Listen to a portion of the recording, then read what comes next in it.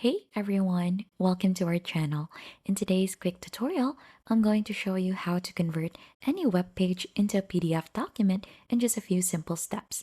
So this works great on Windows, Mac, and even in Chrome or Edge browsers. So let's get started. So first, go to the web page you want to save.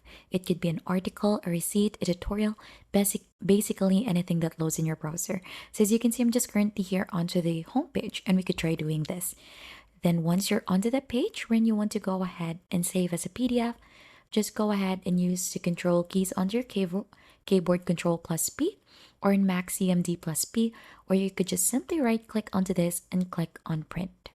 So this opens the print dialog box. So in the destination section, we have it here onto the upper part. Click onto this and there is a save as PDF option instead of a printer. And then right after, you can now choose the pages for this. You could just select all or custom, and then on the layout, since this one is landscape, you could try using landscape for this since this one is printed out as portrait.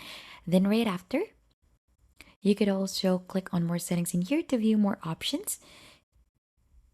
And once you're happy with the preview, just go ahead and click on save. And then it will go ahead and ask you to choose a folder. So let's try documents in here. You could also give it a file name.